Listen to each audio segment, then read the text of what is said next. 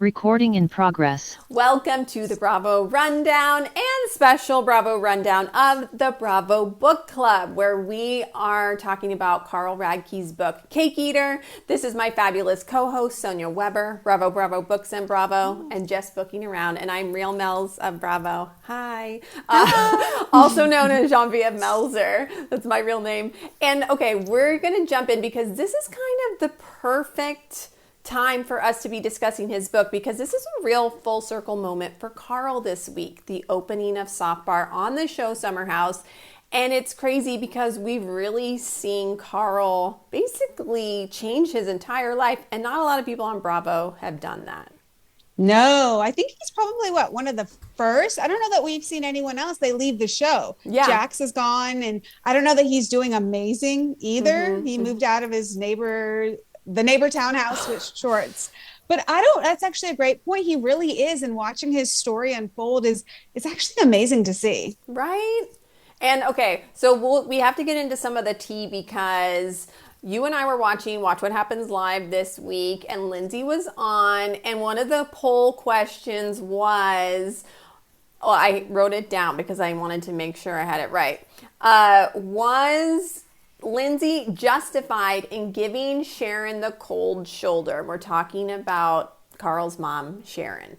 And I think we fall on different sides of the coin. Yes. And then I also did some polls, so I wanted to tell you what the polls said. Oh, yeah. And so I did one poll on YouTube. The YouTube poll said, yes, she was justified.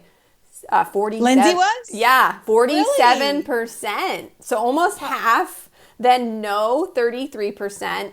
And then I can see both sides was 20%. Okay.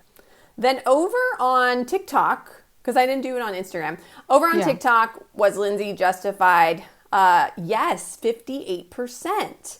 No, 42%. Wait, this is crazy. This is like going back to my statistics classes in psych and social work where we did research studies. Because on mine, I didn't do polls. It was more anecdotal, and it was comments. And of course, my TikToks and stuff leaned in with, this might be the unpopular opinion, but I side with Sharon Radke, and everybody agreed with me. So my polls are different than yours. Well, and that's interesting. I know. I also made a video about it too, and I was like, some people might think that she was giving her the energy she deserved, and I was like, that's what I think. I didn't say that in the video, but I was like, some are saying this. And then, a lot of people were like, yeah, Lindsay, she should have done that. We'd be great debaters and defense attorneys, because our comments all agreed with our side of things. Yes, I mean, because, okay, my thought was, and somebody brought this up in the comments, was, remember Sharon was like talking about Lindsay at the bridal shower, and you have to remember that Sharon and her husband Lou were like big, like, they were being soundboards for Carl that he didn't want to marry Lindsay, but like Lindsay didn't even know that. And they were kind of like, remember the husband was like, Lou, he said, I don't think you should do this. And so that was obviously what Sharon also thought. It was just easier to have we him thought say that. it. I mean, the audience thought that he shouldn't get married. Okay, here's how I see it. Okay. So Lindsay's mom has not been around. She has her aunt, and I think her stepdad, but we've seen more about her aunt has been a maternal figure in her life. But still, it didn't seem she was stepmom. Sorry. Did I say stepdad? Yeah, okay, stepmom. Okay. Yes. Even her stepmom, we met later in life. We met the aunt early on, but she's never really had that maternal figure. So it seems that Sharon had been in Lindsay's life before they were dating. Like, Sharon's always been around. We've seen her on the show. And I would imagine they had built a relationship. Yeah. So for Lindsay, she even says this in a clip in the preview for In the City, I keep choosing people that abandon me. And I would imagine her anger and hurt is also the fact that here was a motherly figure in her life that was going to be her mother-in-law. And then when you watch those things, whereas from Sharon's perspective, at the end of the day, Carl is her son, and she doesn't want him to make a mistake. Yeah. You may be another person in my child's life, and I'm going to support you, but when I see that you were not going to work well together, I'm going to tell my son that. Yeah. So they both are valid. And at the end of the day, Sharon probably felt like, look, I'm the older one. And I actually think it was her place to send that text. Yeah. I think had she just fully cut ties with Lindsay, didn't acknowledge the breakup when she played a role in Lindsay's life. She knows Lindsay doesn't have a mother figure involved. I thought it was good that she said that. Now, the way Lindsay responded to it is also kind of a natural consequence from what not necessarily a consequence, but just a natural result of how she feels she's been treated. But how many years has it been? You're on camera. Can you just let it go? Or do you need to do this for camera time? I did wonder that component. Is there a little bit of camera time in there too? Like the whole thing with Carl and here's a teddy bear because you like hugs and you want enough. That's like her only storyline this season is how can I do little obnoxious jabs to Carl? I think that she is still, remember, it was kind of two different narratives when the breakup happened. It was Carl's narrative that it was like, this was like a long time coming and it needed to happen. But for her, she used the word blindsided. Yeah. So I think for her, it is still fresh, or, fresher than maybe for us. We're like, it's been 2 years. You guys seem to be fine on the show.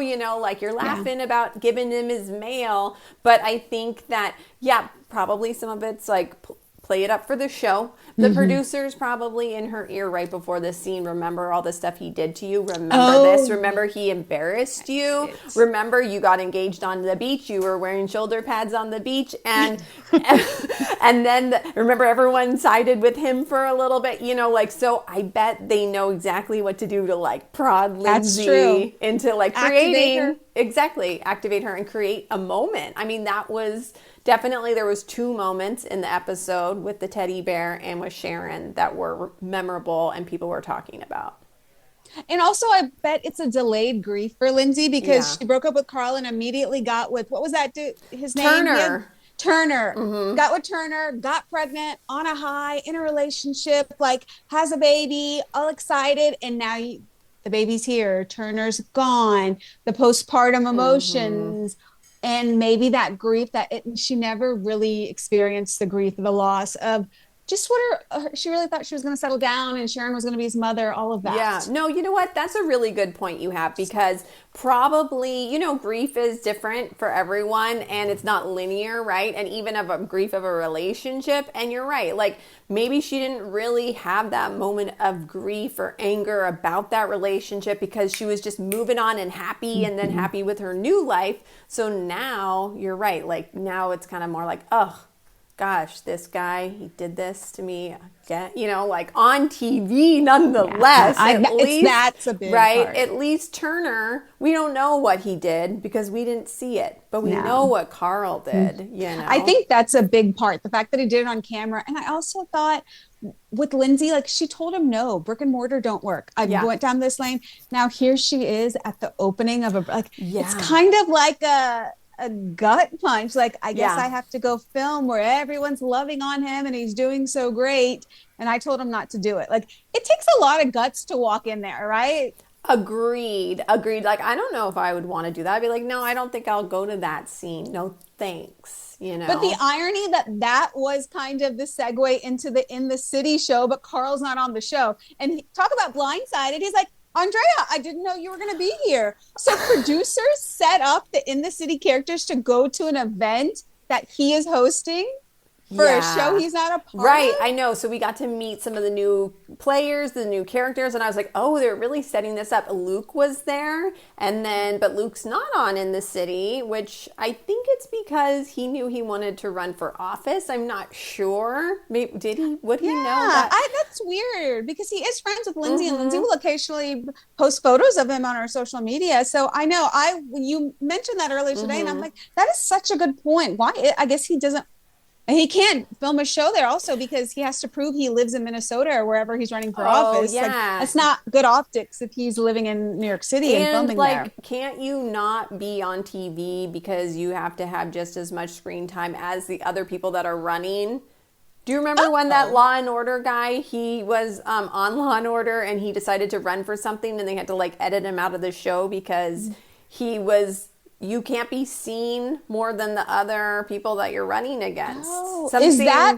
I swear, I remember something about that. Maybe that's congressional or gut. I don't know. I was going to say, because Married to Medicine, one of those ladies is running, but that's for state of Georgia. Oh, okay. Like Georgia Congress. Right. So maybe on a national level. Is he running for I don't know. Not Senate. I don't think he's running for Senate. I'm assuming it's for Congress on the other side. There's no way he's running for a Senate seat for the state of Minnesota. It's got to be a congressperson. You know, this is 2026 and anything can happen. I want to ask you about something, because in this book, there was a time when Carl references a cast member on the show, but he doesn't say who it is. He doesn't give a name, and he does it like a couple of times. So first, he did it last week when we were discussing that he said there was a cast member who would drink with him, and they were kind of bad influences on each other. He's like, and we would like travel back to the city a lot and like get into some shenanigans, right? But then this week in the book, he mentions that, and I'm kind of jumping ahead and then we'll kind of backtrack, but he mentions that there's a Thanksgiving holiday and it's after his brother passed away, because this is the chunk of the book that we learn more about that. And he's basically on a downward spiral, but he says that he's having Thanksgiving with a cast member, or like, I guess a group of people too, but he doesn't say who it is. And he says he got so mad at them that he yelled at them. They were making a pot roast and he was like, F you. And he said there was no excuse for me doing that. But is it Lindsay? Well, because he says he gets into this knockout fight. Well, not literally, figuratively. And he goes down 10 flights to his apartment. Yeah. We know that he and Lindsay lived in the same apartment which, you know, I was wondering about this question. I hadn't mentioned this to you, but did he intentionally, or did Lindsay intentionally want him to move to her building to keep an eye on him, knowing how bad he's using his gun? Because he says by season 4, it was horrendous. So the season before the COVID summer, that he was at his worst filming. And that is the time him and Lindsay kind of got to, I'm not even going to say the words because it's gross. Thank you. Please don't, because I remember being scarred from when that happened on the show. And yeah, remember when they go on that date and it's like on the rooftop of their building. Yes. And it was so weird, and like he was so awkward, and it was weird, and he leaves, but then he came back. It was so it must have been. And I wondered if she wanted or thought because he seems to be, by reading it, he was kind of aware that there was a problem, but not really aware. But like it just seemed that he just never stopped using. It was like the drinking, it was, and he said, and that was the one too, like another, we wondered if it was Lindsay that he got into the fight with. He said specifically, one of my cast members and I were evil influences on each other. We would drink in the car on the way to the Hamptons. We would drink on the drive home. We would stop for more drinks on the way back to the city. Who could he be talking about? I know, because we had texted and we're like, is it Lindsay? You said, or is it Danielle? And I was like, is it Luke? Because remember, Carl was mad at Luke during that one series of events, and I didn't really, the golf. Yeah, was that the COVID season? The thing is, okay, I have to say this. I think I forgot, like, maybe it's because it's an ensemble show and it wasn't just, if it was just Carl, we were just watching Carl this whole time, but I literally don't remember Carl in most of these seasons. I remember Hannah, I remember Paige, I remember Kyle, because that was like a big thing, seasons 4 and 5. Carl, I'm like, what was he even doing? He wasn't a part of the mix per se. So season 1 and 2, he was named because of the work as twins, and him and Lauren were getting together, not getting together. So we saw him a lot. After that, Paige came season 3, right? So make out in the pantry was Paige. That was about it. He talks about the season when Jules and Jordan were there, and he remembers getting so blackout and just going off on Jules saying, get out of the house. And he regrets doing that. So, and I feel bad for Jules. Everyone was like really mean to her. But I guess back then, like when those shows were airing, this was kind of like par for the course. There was always someone who was on a season of a reality show that everyone was mean to and didn't like. So it wasn't like a big deal back then to have like a gang up. You know what I mean? Unfortunately, like, and she was a really sweet girl. Like she got a lot of, hate for nothing. And she absolutely did nothing to him, and he blew up at her because of his own stuff. And okay, so let's talk about we got to the chunk of the book where basically two really awful things happened to Carl. And one of them was actually shared without his consent as a storyline on the show. That was when he was essayed or in a situation that he did not consent to. And he had made a joke. He had opened up to Stephen McGee, who... You remember him from season 1 and 2? Yeah. If you watched, was he on? I don't think he was on. Was he on season 3? No. Okay. He left with the Workus twins, and I don't know if that was his choice or he was asked not to come back. I'm guessing he was asked not to come back. Right, and him and Carl used to get wasted, and Carl said he opened up to him one night, but he said he made a joke, and he said, best like experience he had, like sexual experience, right? He said he was making a joke, but then he got wind from Lauren that Steven, or that they were going to make this into a storyline. And he was understandably really upset. This isn't something he wanted anyone to know. He wasn't the one who went to production and was like, hey, you know what I want my storyline to be is people questioning my sexuality, because it was somebody who was his same sex, right? And so then he said he's battling, alcoholism, drug addiction. He even said he adds in like Adderall. So it's first drugs, Coca-Cola, and then he starts to do Adderall too. So it's like, it's compounding, everything's like, and then this happens. And it's almost like, how do you deal with something like this if it wasn't even on your own terms? Now you got social media, people speculating on his, sexual preference. And he also, this was like a really awful experience for him that he never even dealt with. So, watching that, I felt bad for him because I was like, oh, like he didn't want this guy to say this, but I didn't know it was an essay kind of situation either. Yeah, and I don't think Carl did either. So Stephen McGee basically was, it kind of seemed like he was trying to out him or out the fact that he had an experience with a man. That's the perspective I saw of Stephen. Like, oh, let me throw this out there. Whereas Carl is blindsided because Carl says it was when he was in LA. He was probably like 22. He was in some sort of theater production. And so after a cast event or something, they're partying, he's drinking, he makes out with a girl. Well, the producer, who's an older man in his 40s, who always seemed to kind of flirt with Carl, suddenly was doing things to him and he wasn't even aware what was happening. And he just stopped it, put his clothes back on and left. So when he describes what happened, like that was an essay. Like, I don't think he realized it in the moment. It was just like, oh my God, what's happening? I drink too much. I'm getting out of here. So he tells Stephen McGee again in a joking manner. And as he explained in the book, it goes to show what he said. What was highlighted for him was the fact that when males go through an experience of an SA on reality TV, nobody gives them any, what's the word? Like any understanding or he says any grace. If it happened to a woman, they wouldn't be expected to explain themselves. No. If it happened to a woman, they wouldn't have to discuss it on camera. And he said that trauma, he didn't realize was a trauma. But then just like you said earlier, the fact that it was all played out on reality TV. And you know what it made me wonder? It reminded me actually of Jax. They hint to Jax when he lived in Florida and that older man, the model scout, the manager, like something happened. And Jax is really someone who's had to have experienced a lot of trauma, right? Yes. And his drug use. And it made me realize, again, if that were a woman and it was an older man, would they automatically just say like, oh, she was, whatever was happening? Like, it's a good point what Carl says. Absolutely. And I felt like that was such a great point for him to include in this book, because it's true. We don't really talk about male essay much on these shows. We do talk about women essay quite a bit.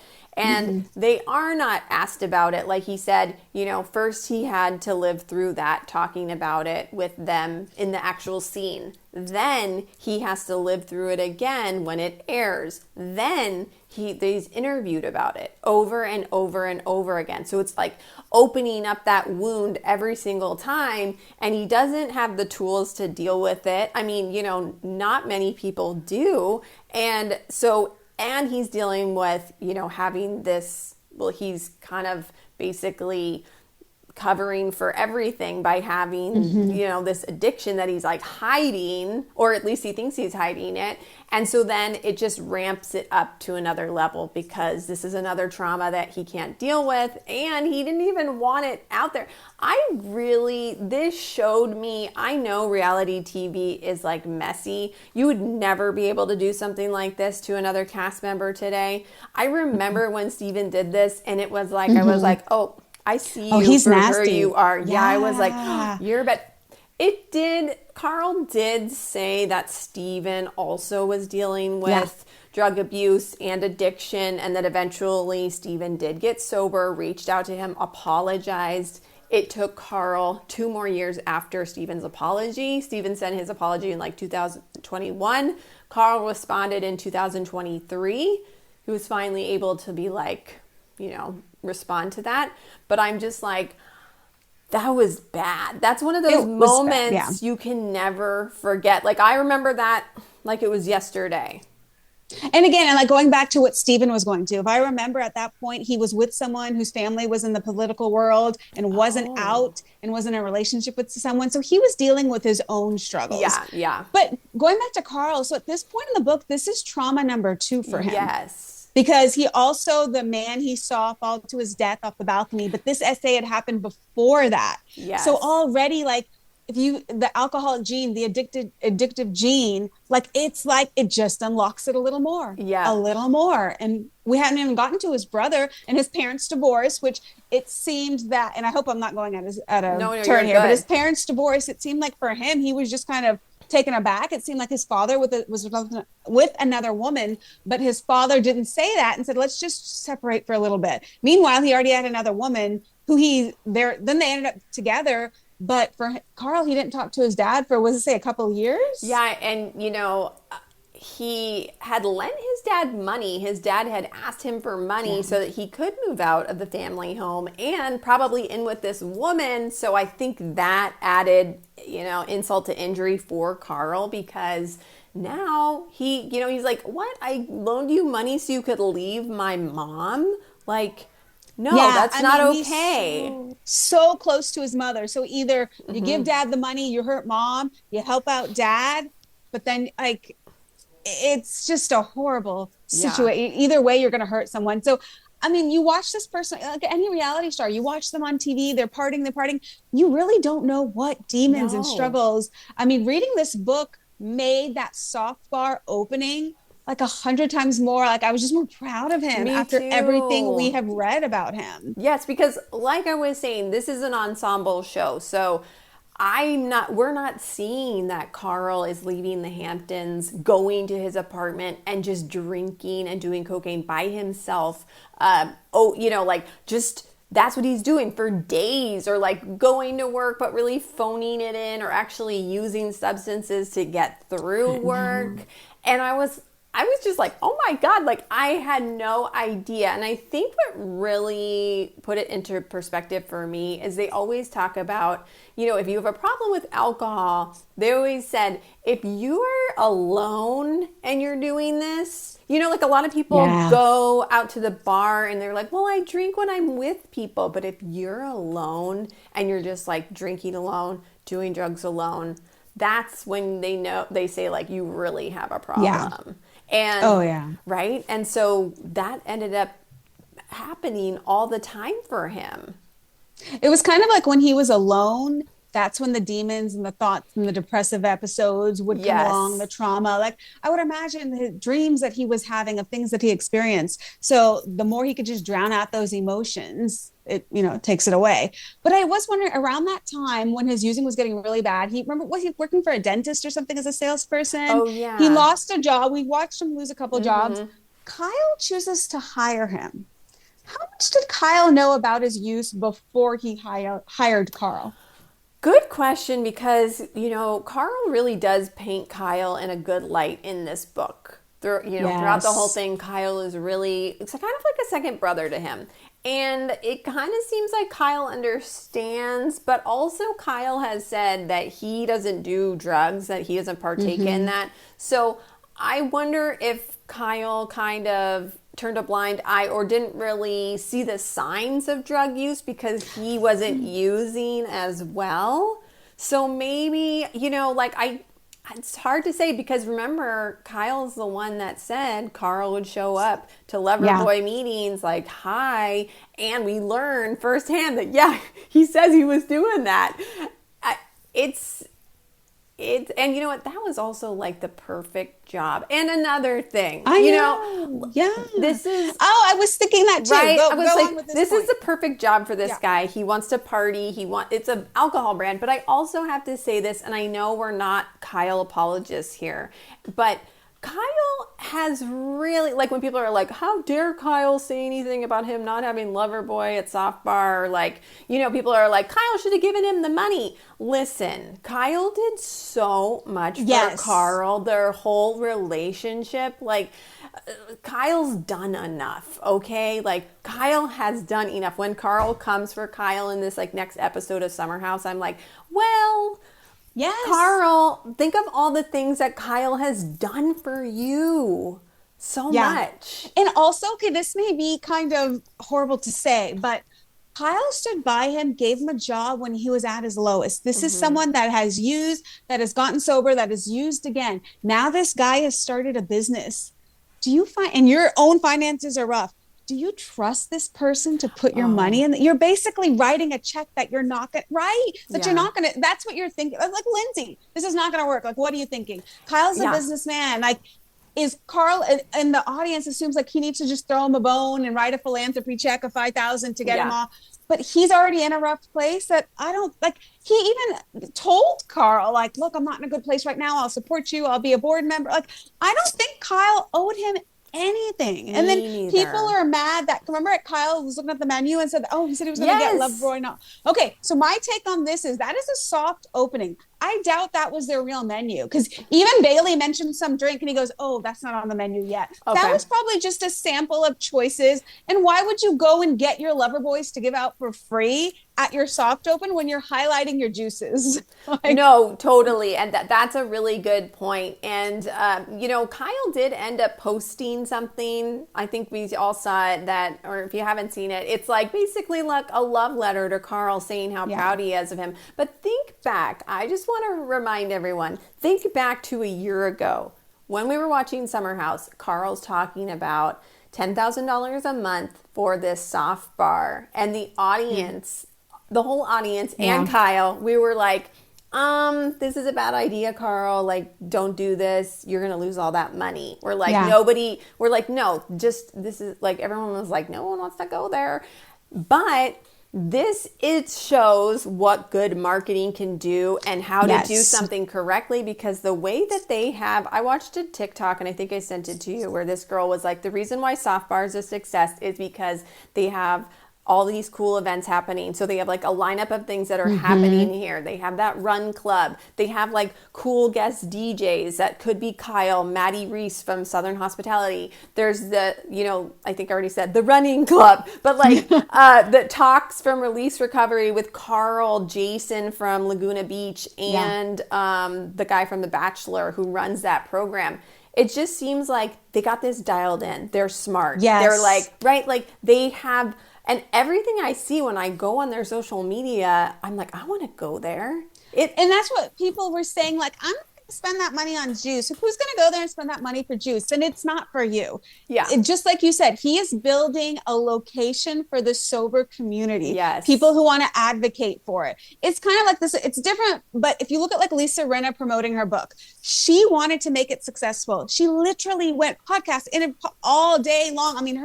And she made it to the New York Times. Sheena did the same thing. You look at Dorit's not doing any of that. She can't get pre-sales on her book.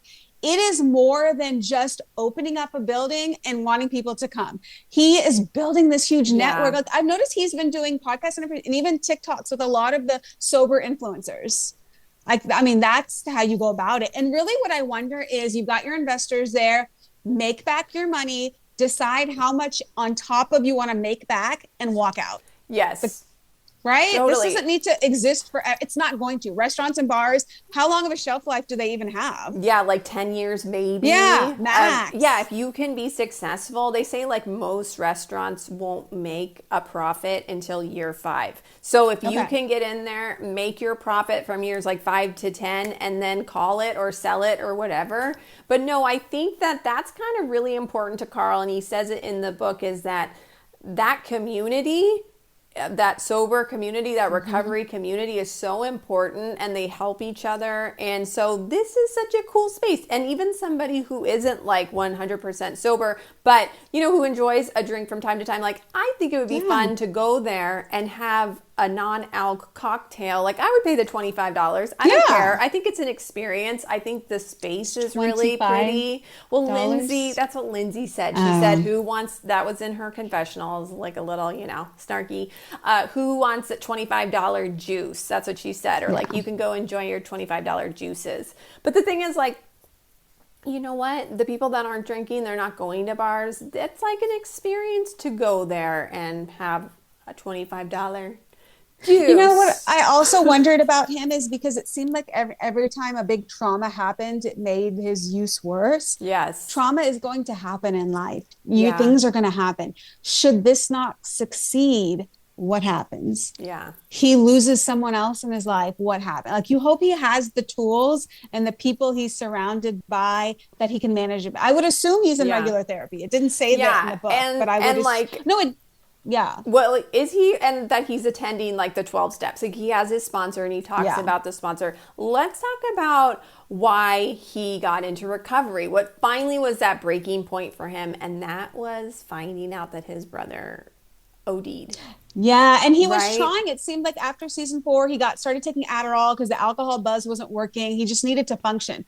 And then about January or March 2020 is when COVID happened. And again, a friend has a home in the Hamptons. Come stay with me. Okay. Lucky, another another lucky break for him, because he said he could not be alone in his apartment. He knows what would happen. So he goes to the Hamptons and he kind of lives like a different lifestyle for a while. He does. Slower lifestyle. And he starts getting that sober curious, using less hard drugs, less alcohol. And then he had like an online therapist he was talking to, just kind of discovering this life. Then he goes into the summer house, and that just isn't the best place for him. No. But he was still trying to only drink Lover Boy. He thought he could do moderation. What was interesting? His therapist thought he could do moderation too. And I was really surprised by that. Right?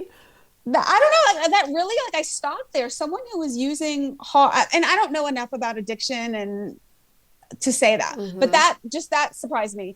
So he goes into the summer house. He's trying to take it easy, not go hard. And then his brother passes away, and he hadn't been talking to his brother, right? There was something about him and his mom in a house. Oh yes. So his mom was moving, and the brother wanted to buy the house from his mom. And I guess I'm dealing over here with California prices, but it sounded like it was going to be like $635 a month. It was something really affordable for a home. You know what I mean? Yeah. Like in today's standards, I was like, what? Yeah, let him do that. But the mom, Sharon, was like, I don't think it would be good for you. I think that she didn't want him to be in that house with everything that had happened in that home, that he had grown up there, that it might set him off, it might trigger him. And I guess he had been in and out of rehab by this point, right? Yeah. So he's struggled with addiction on and off. He's gotten clean, then not, and he fell off the wagon. I didn't even know that he had a family. I know! Because we never, the only way we even know about this guy is because Carl says my brother's an addict, right? So I'm thinking in my mind, he doesn't have kids, he doesn't have a wife. No, Same. He had a wife and kids, and so that made it even worse. It made it so much worse. Right? You have a sister-in-law, you have nieces, nephews, whatever, and you are completely speaking ill of their father on national television. Yeah, and basically also maybe the brother hadn't ever openly said, I have a problem. And it sounds like it. You're saying basically what Stephen McGee did to you did to your brother. Yes. You outed your brother as something, or you shared a story that you had no you weren't able to share that. You shouldn't have shared that. But he did. And because of that, him and his brother were really kind of, I think they had a shaky relationship their whole life, right? So then, I can imagine they each resent each other. Yes, I agree, right? Because Carl always wanted to be like the perfect son, right? Even though he was also using, and they were both kind of doing the same thing, just different lives, I guess. He finds out in the summer house. His mom calls him at 7 a.m. So I remember seeing this too. He said that they shut down production. But don't you remember he getting that call and then filming that? I thought so too. Did he run to Lindsay's room, or I don't remember exactly. Kyle. Unless they filmed something again. I don't know. I thought so too. I thought we saw it. I thought we saw it too. And maybe we saw it and then they shut down production. Maybe that was it. He said the cast really rallied around him.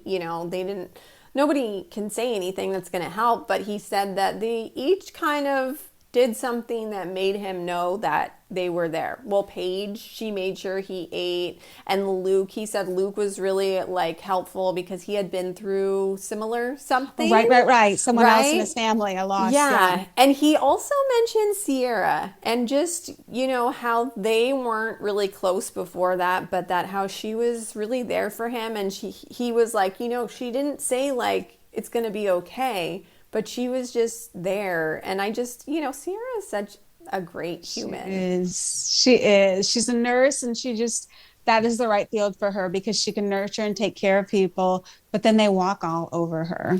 But not Carl. No. I feel like Carl has always shown his appreciation to her and just a platonic friendship. Yeah. Just respects her in a way. Carl would like it to be more, and he's tried. They were like, keep trying, Carl. No, Carl, just be friends with her. Yeah. So after that, he leaves. They shut down production. He leaves. He drives to Pittsburgh, which surprised me because it's like a 10-hour drive or something. He said it was a long drive. And so I'm like, was he sober driving or was he using driving? Well, and it's like it said in the book, like they would drive on the way out and the way back. Like, is there a different driver? And I wondered about that as well. And also, I don't know, you find out something like that happens. Your brother passes away of an overdose and he had just been out of rehab. You can go either way, right? Like, I am done. I'm not touching anything. Life isn't too important. Or I can't handle this. I can't cope. And you go the other way, which is it was sad to read because Carl had been kind of realizing I need to work on my use. I'm using too much. And then his brother passes away and it was just the worst. I mean, his use was more than he had ever done before. Right. It ramped up like 1,000%. Right. And that's when he starts sharing, I'm using alone like all the time. Yeah. I'd rather be alone. People ask me to hang out. I'm like, oh no, I'm just going to chill tonight. But chill meant like I'm ordering a bottle. I'm ordering a bag of Coca-Cola. And he would say he would like watch TV or like listen to music. And I was like, wow, I was like, this wasn't like boring. And then he said that he would call people at 2 or 3 in the morning, 3 or 4 crying, like call his dad, he called his mom. He said anyone who would talk. And he said he would ghost everyone who like texted him and wanted to like check on him because people knew that he was going through a hard time. And he said, but then at 3, 4 in the morning, he'd be calling everyone. Can you imagine his parents? You just lost your son to an overdose and your other son is calling you in the middle. Like, I just don't know. Like, everyone makes fun of Sharon, but what she has gone through in life with both sons struggling, and you just want to fix your child and you cannot fix them. Yeah. I know. This was definitely like this is how I relate it. I'm like, in a screenplay, there's a moment that's called Dark Night of the Soul, when that's in all of the movies where like, the worst thing happens in the movie and the main character is like, what do I do? And it's like the worst time. This is what I think is like his Dark Night of the Soul, right? He's dealing with this, but he doesn't have the tools. Again, he is always talking about this. He's like, I don't have the tools to deal with this. It is really interesting that this guy does have great luck, but then he also has really awful traumas that happen to him. Yeah. Every time he's about to like, you know, it's like, okay, maybe he'll be sober now. And then it's like, boom, like, Something nope. else. Yeah.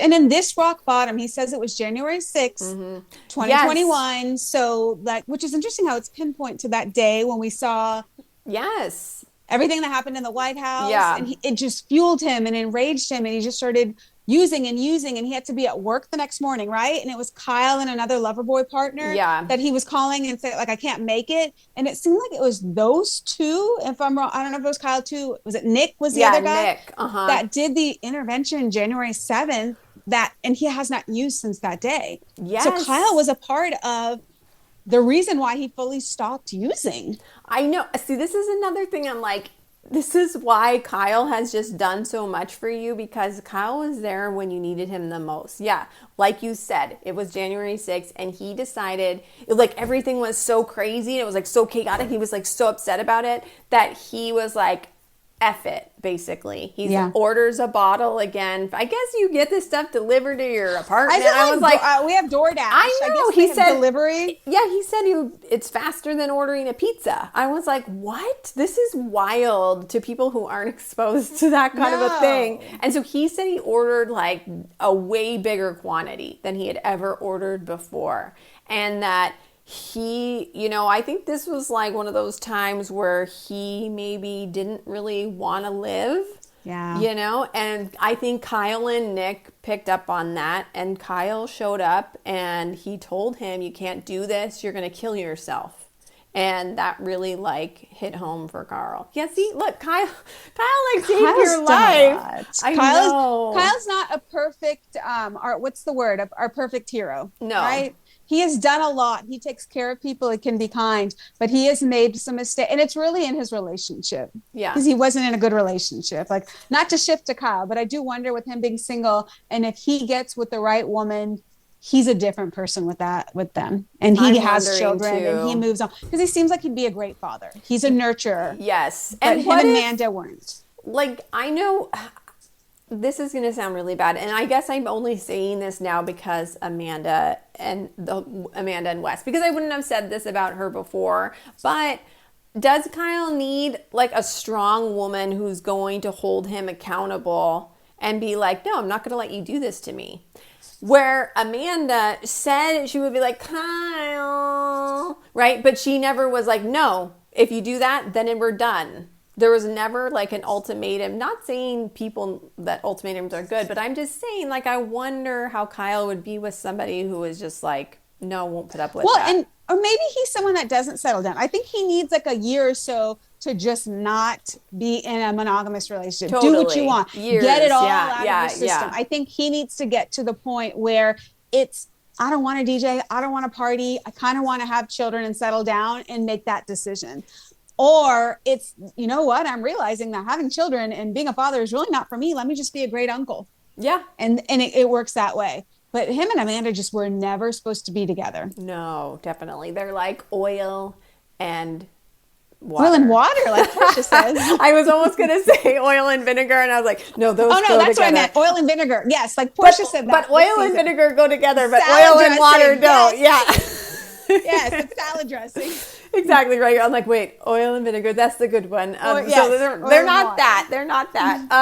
No. This is kind of where, this is the break. And I was actually really happy we got to this point in the book, because it was kind of hard reading this. It's kind of sad reading what Carl had been through. You know what I mean? And I was like, oh gosh, when's the light at the end of the tunnel for this poor guy? Because this is a lot. And I was thinking about his body too, because I was like, this is a lot for somebody to continue to do to their body, and to take that and just, you know, keep going and amping it up. So finally, now he's in his recovery. He meets a great sponsor. I think this guy changed his life, gave him a plan of action to be sober, and was successful. So Carl was able to see, look, there are successful people who are also sober, which maybe he had never met before, right? Yeah. He had only met like successful guys who were like doing a bunch of substances. So this is where he starts his road to recovery,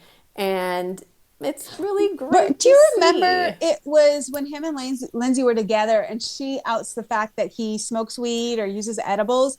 What do you think? Where does that play in with addiction? Well, what I recall on that is that they did I don't know. I'm unsure about that because I know that she also said that they did mushrooms. They had like a mushroom trip together. I remember that.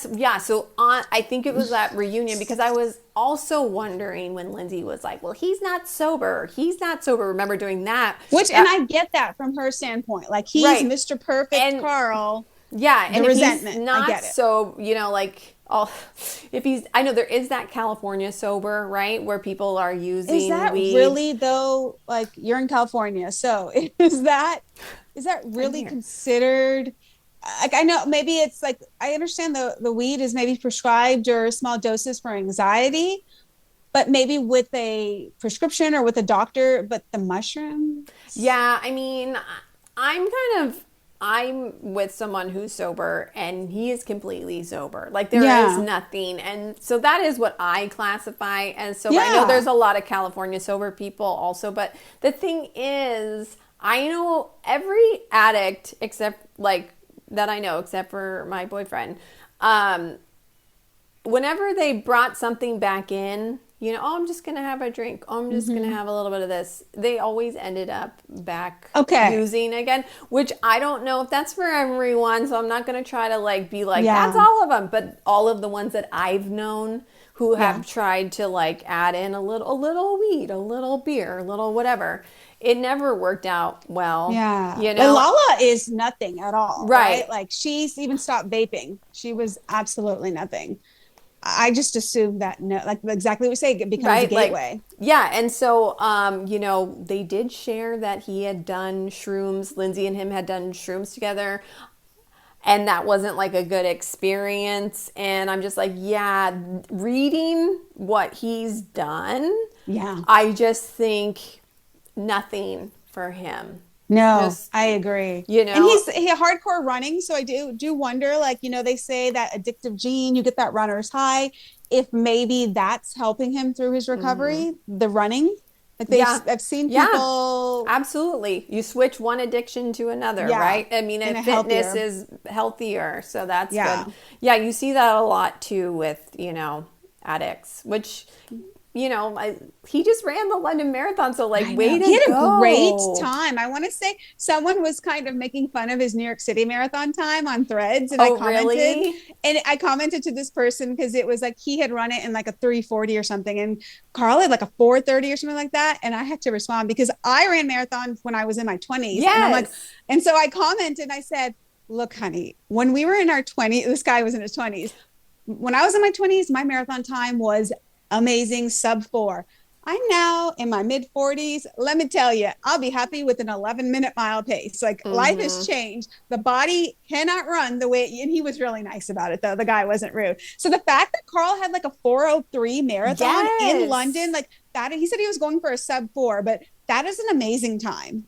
Amazing. Well, and I read that, and I don't know what that means, a sub 4, but but I was under 4 hours. Okay, I was Carl, he's I wish that it was just a few minutes. My goal was a few minutes below this, and I'm dude, that is incredible. I think it's 9-minute miles. I'm probably so long, but at least 9-minute miles for the full 26. Yeah, it's a really good time. That's incredible. It's really good. And for 43 or 44, let me tell you, at this age, I've got arthritis. I ran it at 26. I had a 3:45. Wow. Now, that was a long time. But now my joints, my ankles, my hips, my sciatica. So the fact that Carl in his 40s could run this, my body has taken so much pounding from running that I do a jog walk now. Yeah. Happy with my jog walk. I love that. So. But I think that now we're going to segue into I think we're going to have to talk about Lindsay in the last part of the book. Because I remember Sheena explaining this on her podcast, that it depends who's in your book, because she had a lot of celebrities and that they technically didn't have to sign off because their name is already in the public eye. But Carla has chosen not to use her name in this book. It's only Kyle. We haven't gotten Danielle either in this book at all. So I assume that reading the end, like, I don't think he's going to mention her name. I don't know if he'll say a cast member, if he'll say a woman, because when was this book written? Like, surely it was written after, I'm going to look at the year, after him and Lindsay broke up. So it is 2025. So it came out last year. Then, Lindsay, did they break up in 24? Yeah, summer of 24, so. summer of 20, or summer 23. 25. No, when did they break up? She had Gemma. Gemma's like a Gemma year was now. a baby this last summer. Yeah. So 2024, she was pregnant. Okay, so 2020.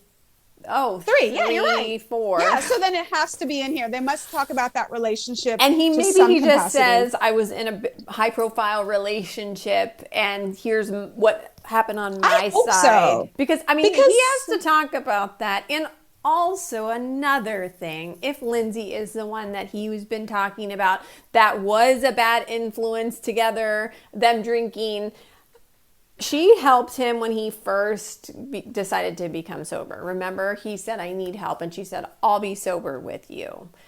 Yes. Right? And then she decides later, like, well, you could be sober. I don't need to be sober. I'm not the one who's an addict. I think that he thinks that she has an issue with alcohol. Not that she's an addict, but Genevieve, yeah. But that, like, you know how you, like, there's people that are addicts and then there's people that, like, maybe they're not an addict, but it's just like they drink too much, some bad stuff happens, or like, I don't know, they always have to drink a little more or whatever. I think he thinks that she really shouldn't drink alcohol. Yeah, because that season where they were engaged and they just fought, every time they fought, it was Lindsay was drinking and Lindsay would go drink to not deal with the arguing. Yes. You're right. I think that her being sober helped him stay sober and helped him get through it. You're right. And when she started using, she doesn't casually use. When she was in the Hamptons, it was let's use to have a good time. Exactly. She's not just like having like one glass of wine. She's like, yeah, let's. And I think maybe that was triggering to him because it reminded him of how he was, right? And he was like, oh, and we used to drink a lot together and do other stuff, I'm sure. And so I think that was also something where he was like, wait a second, I can't marry this person. They have some issues that, like, I'm just trying to deal with my issues. And it is really interesting now to see their two paths because on social media, he's soft bar, he's sober, he's in recovery. It's all like really wonderful. Lindsay is like having a time. She was just at Stagecoach. She's like doing shots like in the videos. You know what I mean? So she is like full blown. But she wanted to be a mom. Yeah. She wanted to settle down. Maybe this is the best of both worlds, being co-parenting, because every other week you can have your fun. But I feel like she still wants a partner. I think so too. And I think that it's not Carl. And it's not somebody who's in recovery. It's somebody who wants to have a good time. Let's go have an old fashioned at this cool bar. Like something. But from watching her, like, remember Stravy? I feel like Stravy is kind of what she needs. But the problem is, like, watching with Stravy, she says that I choose men that lead me. But the way she treats men, like, you get older in life and you start learning what battles are really worth it. Yeah. If someone didn't make you a sandwich, is it worth it to go all? I mean, I'm sure there was more meaning behind it. You know what I mean? I feel like part of what Lindsay has to learn is how to work in a relationship and how to treat people. Maybe every single person she's been with deserves these like screaming fests, but how do you have any relationship when all you do is scream every time? Like, anybody is going to leave. Yeah. Like, you have to be able. No, I know, right? And like, that's why she's great TV, because you're like, oh yes, okay. But also it's like, you have to be willing to compromise in a relationship. That's the thing. And not lose your cool every time it like doesn't go your way. That guy Stravy, he really bothered me. And so I hated him. I couldn't stand him. I just was nothing. Yeah. So I was like, why is she even wasting her time with this guy? He is not confident enough for her. Like, this is not the guy. because a confident guy is going to come back at her like Carl. Oh, even Carl was kind of soft with his hugs. I saw that scene recently. I'm like, ooh, I'm embarrassed for you. I need a hug. And I feel like as women, the older we get and perimenopause and the hormones change, like, I don't have hugs to give, dude. Like, like stop. Don't touch me. You want to ask me for a hug? That's the worst thing. If you want a hug, don't ever ask for it. I will not. Like, I'm a black cat. Okay, I come to you in my own time. Can't handle a golden retriever. I feel like I get older and I get colder. Yeah, same. And you know what? I'm happy about it. So I'm like, I love it. I'm like, yeah, okay. Well, I think we're kind of covered everything. We will be back next week for the final section, which we'll hope we hear about Lindsay in it more. We are going to be back again tomorrow discussing Summer House, discussing Beverly Hills, discussing Rhode Island. So much stuff to discuss with you tomorrow.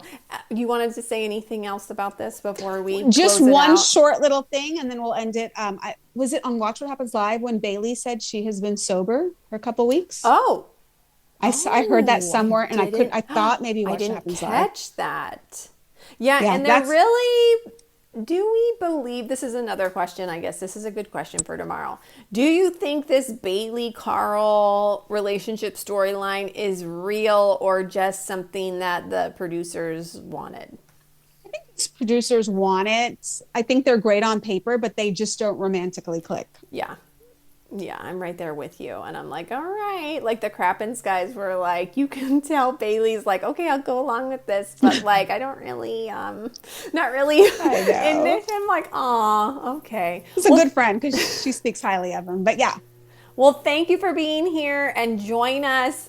Join us for the Bravo Rundown. This is the Bravo Book Club. And we'll be back tomorrow with another episode. Okay, bye. Bye.